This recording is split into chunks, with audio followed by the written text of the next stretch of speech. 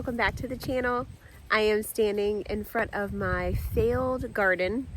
I have taken the entire summer off of YouTube and have not spent a whole lot of time gardening, to be honest with you. So this video is going to be a little bit of a life update, a failed garden update, and what the future of the garden kind of holds. So thank you for being here on the channel today.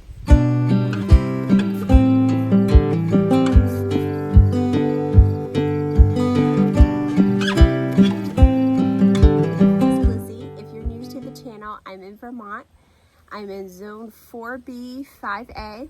I have a 1,200 square foot garden that you can go back and see videos of all of the plans that I had for this summer, but this summer did not go how I expected it to go. So I wanted to chat a little bit about this past summer, what I've been doing, give some updates, and kind of tell you what my plan is for the future of what I'm going to be doing. So first of all, first life update is that I am expecting baby number 4 that's going to be born in our home. And so that has been the biggest distraction, I guess you could say, for the summer. I have been very sick this pregnancy. I was sick in bed for days, probably up till about 12, 14 weeks. And then I kind of started feeling a little bit better. Really didn't start feeling myself until probably about 16, 18 weeks.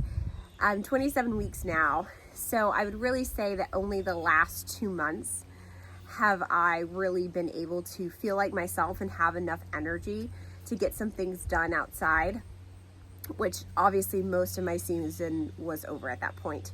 So through planting season and through the most crucial time of the season, when you got to keep the weeds down, you got to fertilize, you got to prepare all of these plants to put on some growth, I was not available. I was not there. And that is definitely a huge reason for my garden fail. But on top of that, Vermont has had a very difficult summer. We have been in a drought for most of the summer.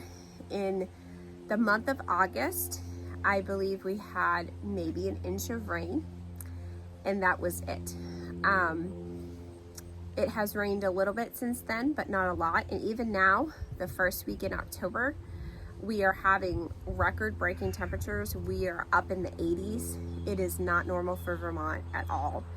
And for the hobby grower, they probably could kind of keep up with the garden. If I had been feeling better and been able to do what I needed to do, I would have been able to keep up with the garden. But for mass-produced type of things, there was no way to keep up with what was going on.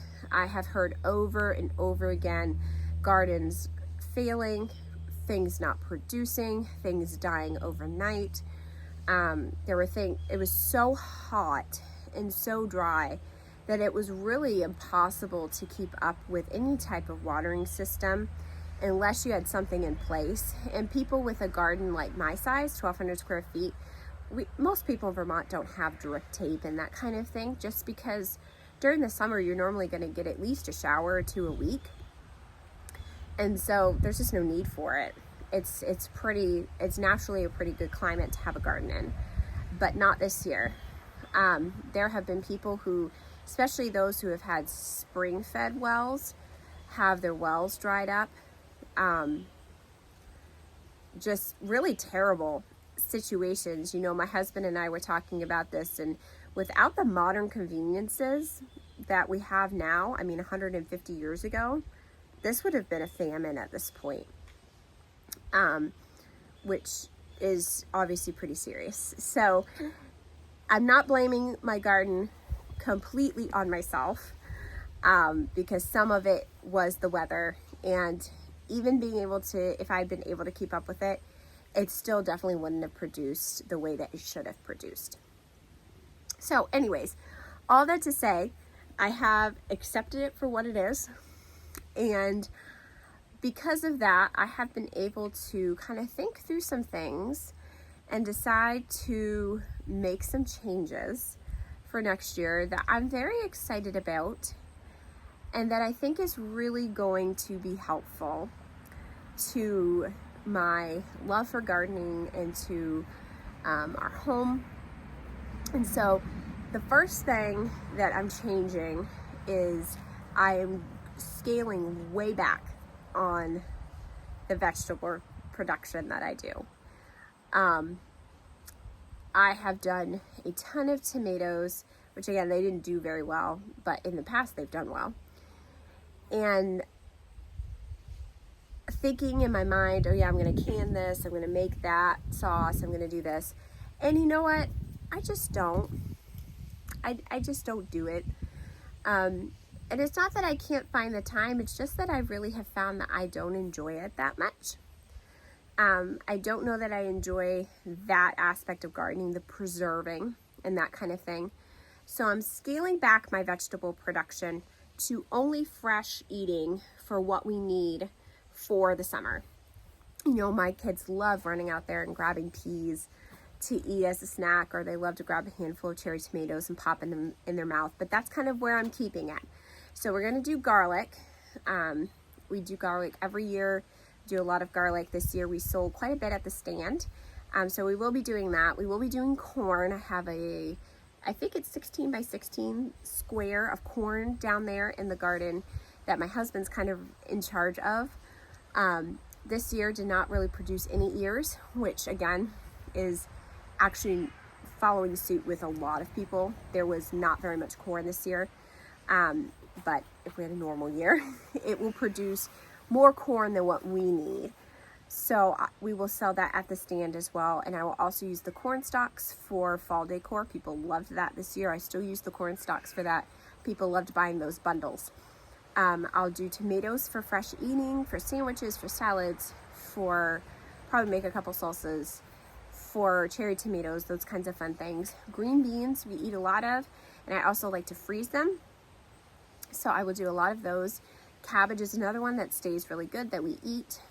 Some jalapenos I'll do, some zucchini I'll do, and that's pretty much it. Some cold things, some lettuces and some carrots. We eat that, and it's nice to have that kind of be one of the first crops that you harvest. But that's about where it's going to stick with that. So the way that my garden is laid out is that I have about 14 rows that are 25 feet long. And so 3 of those rows are going to be dedicated to our vegetables. I'm skipping the potatoes. I've done potatoes for 3 years and have never been successful. I will probably pop in onions here or there just to try again. I didn't do very well with the onions this year, but again, it's like this was just not a good year in general, so this is probably not a good judge of how onions are going to do in this area. So I want to try those again, so I'll probably pop them around in different areas. But just those 3 rows, and that's it.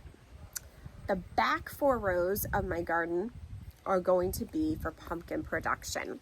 This is something that I am really interested in. When fall comes and that cool weather starts, I want my pumpkins on the front porch and in my house on the table to decorate. And so I'm doing this for myself so that I can have lots of options to pick for myself. And then I also want to sell them at the stand. I have done pumpkins for years. Some years have been really successful and some years have not been so successful. So I've been doing a lot of research on the best way to have your pumpkins produce and produce well. And I think I have a plan in mind of how I'm going to do it. And I think if I can follow through with it, I think it will work really well. Another thing that's very different, and this is probably the biggest difference. So I've got 3 rows of veggies. I've got 4 rows of pumpkins. So with the rest of those 7 rows, I'm going to do all flowers. And I actually have an extra row in there that's almost double the width. So it's a little bit more than 7 rows. It's probably about 8 rows of just flowers. I have found that for me, the flowers is what I love learning about. When I'm watching things on YouTube, when I'm reading books, when I'm studying about the garden, it's about flowers. And so instead of fighting it and trying to become this homestead person that does all this canning that I don't really want to be, let me just follow what I like to do, right? And so I am going to be doing all flowers. So there's going to be quite a few new varieties of flowers that I'm going to be doing this upcoming year. Many of them I'm very familiar with, already how to seed start them, have seed started some of them in the past. So all of that should run really smoothly. But adding some new varieties of things and really focusing on making some bouquets for myself, but also for the stand, and have quite a few bouquets in there. So maybe in a later video I'll talk a little bit more about kind of my plan for the stand starting in the spring and kind of following all the way through the year, and then kind of talk about how I'm going to get all those flowers in and get that production done. Those are different videos for right now, but that is kind of my overall plan. I've already started plotting things. I've started choosing varieties. I've started purchasing things so that I can kind of get ahead of the game with that kind of stuff. Not everything has been a fail. I will end with like a positive note. Not everything has been a fail. My zinnias have done absolutely gorgeous, the best they've ever done, because they like this kind of weather. My snapdragons did absolutely amazing this spring, which really gave me the courage, I think, and the confidence to be like, okay, I think I can do that with more flowers. And so I'm getting quite a few flowers like larkspur and blue pleurum that are really treated the same exact way as snapdragons, and I'm doing a lot more snapdragons, so I'll have those in production. And I've had this greenhouse back here. Some of it has been a fail. It's a huge learning curve. It's an unheated greenhouse, but it's a huge learning curve to kind of learn, you know, what can survive in there and what can't, how long you can use it for. This will be my first winter with it, so I'm very excited this winter to kind of see how things grow in there and how long I can keep them going for. The tomatoes that are in there are doing absolutely wonderful. They're just flourishing. They're loving it in there. So that's really fun. So that's been a really fun thing this year, is to be experimenting with that greenhouse and kind of see some things that are good for it. And I'll be definitely using that next season as well, in some of, especially my flower production and that kind of thing, to try to get some early blooms. So that'll be fun too. So I just wanted to give you an update, chat for a few minutes about what's been going on. I have been totally missing in action. As far as this YouTube channel goes, I would like to keep it going. I would like to still share some of my content. I would like to still share some things that I'm doing, things that's going on, what I'm learning. I kind of look at it a little bit as a journal, I guess. And so I would like to continue to do that. Probably not as much as I have been doing. I'll have a newborn in January. So I'm going to be a little bit busy with seed starting in January and a newborn in January. But my goal is to have a video at least once a month, maybe twice a month, to at least be able to keep you updated. Hey, this is what happened in January and this is what happened in February. So you can look forward to that, because I want to keep up with it myself. It gives me something to do, and it gives me something to kind of think through, and an outlet, creative outlet, to be able to share some of these things. But thank you for coming on and hopping onto the channel today. I hope you subscribe and will follow along with me. I like to do lots of shorts on here, and I have little updates throughout the month as well. So thank you for joining along, and we'll see you next time.